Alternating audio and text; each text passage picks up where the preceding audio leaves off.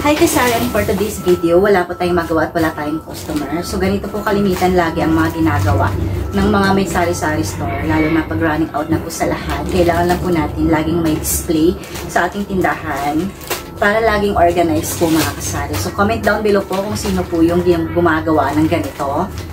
Kung ano po yung ginagawa nyo, lalong-lalo na po pag walang customer. Like weekdays, wala po masyadong customer kasi lahat po ng mga tao is nasa trabaho. Or yung mga estudyante ay nasa school na po. Pero 100% wala pa pong nag-aaral kasi August 26 pa ang simula, correct me if I'm wrong, sa pasukan ng mga estudyante. So ganito po araw-araw ang ginagawa ko mga kasari sa aking tindahan. Magdi-display po tayo para laging puno tingnan kasi malaking tulong po or maganda sa mata, nakakasaya ng puso, lalo na pag may mga pang-display naman po tayo para lagi pong puno yung ating sari-sari store tulad po ng ginagawa ko. So comment down below po mga kasari kung ganito po yung ginagawa nyo. Like, for example, pag wala po tayong customer at wala din naman tayong ginagawa, so kailangan lang po natin gawin tulad na like, tingnan natin kung ano po yung mga running outs ang tindahan, lalong-lalo na mga kasari sa mga fast-moving items dito sa ating maliit na sari-sari store tulad po ng ripak na asukal, pati ripak na mantika mga kasari. Usually po, yun po yung mabenta dito sa aking sari-sari store, lalo na po na hindi naman po tayo nakapwesto sa highway. Ako po kasi mga kasari, lagi kong sinasabi sa inyo, andito po ako sa bundok ng Antipolo.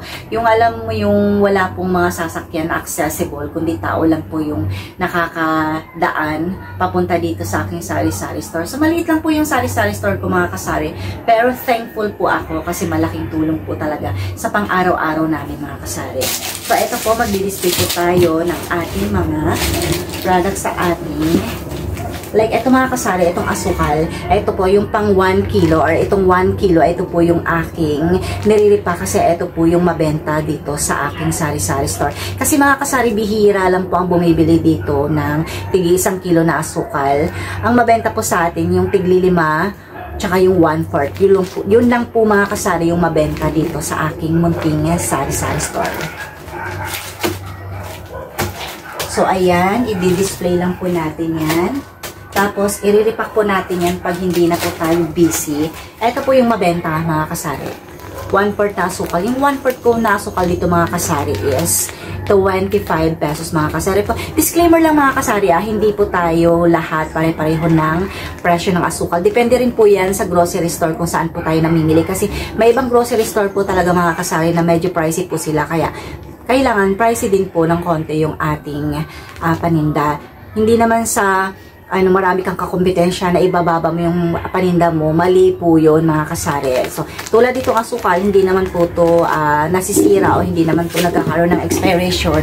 Kaya wag po nating ibaba. Tips lang po mga kasari, wag po nating ibaba yung ating paninda to the point na malulugi na po tayo. Hindi po magandang hindi po magandang gawain yan mga kasari para may benta lang po tayo. Kasi alalahanin po natin mga kasari, yung mga paninda natin, meron lang po tayo nitong patong na piso, 2 piso, 3 piso. Depende po yan sa items na ating papatungan ng presyo. Kasi alam nyo naman po mga kasari, sa sari-sari store mga kasari talaga, may patong na po tayo dyan. Syempre, doon po natin kukunin yung expenses natin, pamasahe, pahakot sa mga tao. Diba? So, kailangan lang po natin magtiyaga mga kasari kasi lalong-lalo na ako personally, wala na po akong trabaho since 2019. So, nagsasari-sari store na lang po ako. Talagang kinakarry ko na lang po talaga to kasi malaking tulong din naman po. Maybe maliit na bagay sa ibang tao pero sa mga katulad natin or sa mga katulad kong wala po talagang pinagkukunan, malaking bagay po ito mga kasari and I'm so blessed. At pinagmamalaki ko po kung ano po yung ginagawa ko kahit maliit lang po yung ating business. As long as kaya po natin itong i-handle or palaguin, malaking tulong po sa ating pang-araw-araw mga kasari. So yun lang po yung masasabi ko. So thank you for watching and have a nice day. Bye-bye. Ingat.